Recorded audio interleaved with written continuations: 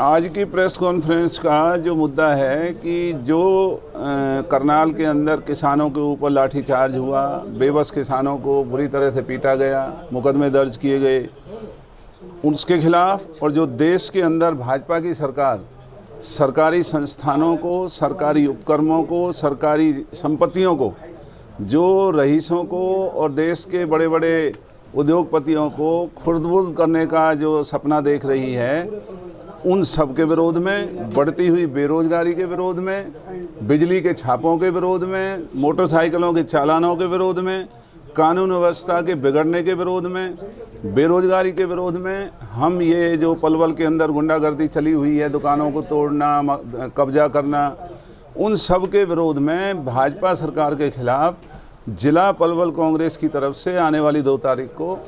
यहाँ धरना प्रदर्शन करेंगे और राष्ट्रपति के नाम ज्ञापन देंगे। मुख्यमंत्री ने आज प्रेस कॉन्फ्रेंस की है, उपलब्धियां गिनाई हैं सरकार की 2500 दिनों की चंडीगढ़। ये जो मुख्यमंत्री जी का जो प्रेस कॉन्फ्रेंस करके जो ये इस तरह के बयान दिए गए हैं, ये जैसे झूठे नारे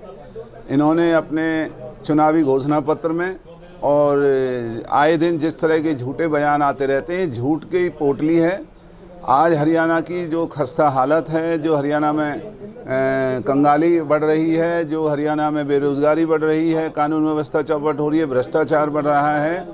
मुख्यमंत्री को उनका उल्लेख करना चाहिए था। आज भाजपा के 2500 के दिन के अंदर कोई उपलब्धि ऐसी नहीं है सिवाय जातियों और धर्मों में नफरत फैलाना और वर्गों को, लोगों को वर्गों में बांटना। हरियाणा को आज पूरे देश में बहुत पीछे धकेलने की जो काम है वो भाजपा ने किया है। मुख्यमंत्री ने बयान दिया है कि वो 5400 गांव हरियाणा के जिनमें वो 24 घंटे बिजली दे रहे हैं, और अब तो शादियां भी ये देखकर होने लगी है कि किस गांव में 24 घंटे बिजली आ रही है। जो हरियाणा के अंदर मुख्यमंत्री जी बिजली का बयान दे रहे हैं, सरासर झूठा है, क्योंकि बिजली की हालत आज इतनी ख़राब है कि न शहर में बिजली आती है, न गांवों में बिजली आती है। हाँ, बिजली की छापेमारी हर गांव के अंदर टीम बना करके लोगों को लूटने का काम किया जा रहा है। पुलिस के वाहनों के चालान और बिजली के जो छापेमारी है, केवल आम आदमी के घरों में, कारखानेदारों के वहाँ बिजली की चोरी का कोई छापा नहीं है। तो हरियाणा की जो बर्बादी है, इसे लोग देख रहे हैं कि भाजपा ने 2500 दिनों में किस तरह से लोगों को लूटा है। जो देश के अंदर कंगाली पैर पसार रही है, सरकार हर मुकाम पर बुरी तरह से विफल हो रही है। सरकार और भारतीय जनता पार्टी के विधायक और सांसद और इनके अधिकारी मिलकर के खजाने को और देश की संपदा को लूटने का काम कर रहे हैं। और जो थोड़ा बहुत बचा हुआ है, जब भाजपा की सरकार देश के अंदर कायम होती है, तो जितने भी जो सार्वजनिक बहुमूल्य देश की संपदा है, संपत्ति है, उसे हमेशा बेचने का भाजपा ने काम किया है। अब फिर से रेलवे लाइन, एयरपोर्ट, सड़क, बस स्टैंड की ज़मीनें, गांवों की सामलात ज़मीनें,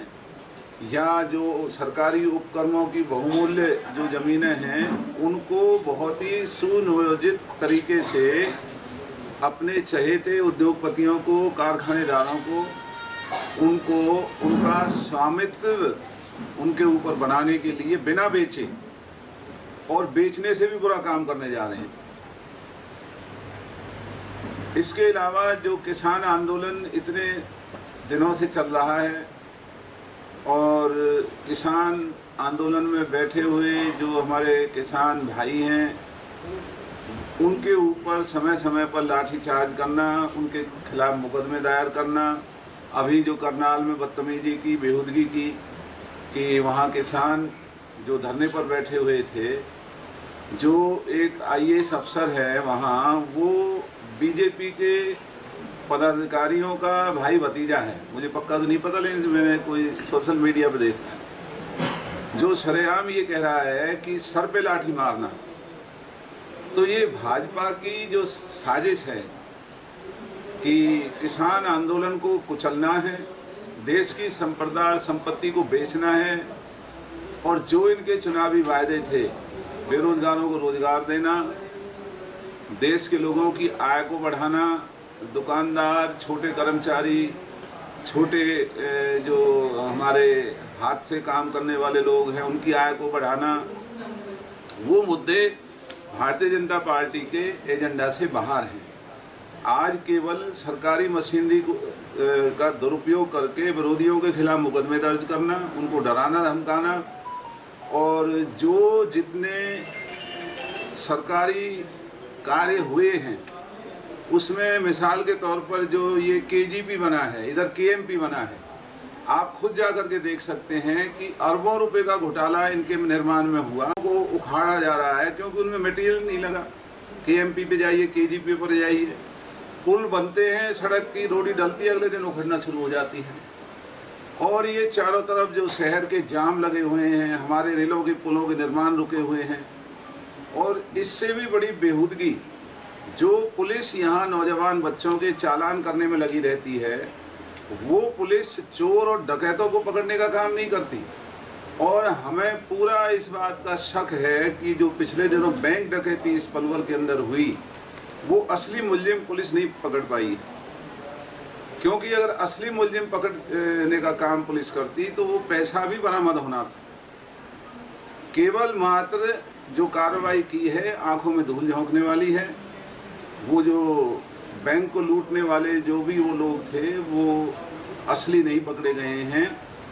और अगर असली हैं तो पुलिस सारी जो उस घटना की जानकारी है, कहाँ वो पैसा गया, किन किन लोग इसमें शामिल थे, हमारा लोकल आदमी शामिल था नहीं था, उसकी जानकारी आज तक पुलिस ने नहीं दी। और आए दिन शहर के अंदर शरीफ और गरीब आदमियों की जायदादों को लूटने का काम प्रशासन और भाजपा के पदाधिकारी, विधायक और सांसदों के रिश्तेदार मिलकर के आज इस इलाके के भले और शरीफ लोगों को बर्बाद करने में लगे हुए हैं। दुकानों के ऊपर बुलडोजर चलाए जाते हैं, पुलिस उसमें हिस्सेदार रहती है। पुलिस को सुरक्षा देने की बजाय पुलिस इस इलाके के गुंडे और बदमाशों का समर्थन कर रही है। पुलिस की वर्दी में गुंडे और डाकुओं जैसे अधिकारियों को यहाँ लगा रखा है, जो चारों तरफ इस इलाके के अंदर भय बना रहे हैं, इस इलाके को लोगों को मजबूर कर रहे हैं कि उनके रिश्वत और उनके गलत कामों में कोई आवाज़ ना उठे। तो इन सब बातों के विरोध में जो आज हर महकमे के अंदर रिश्वतखोरी का बोलबाला है,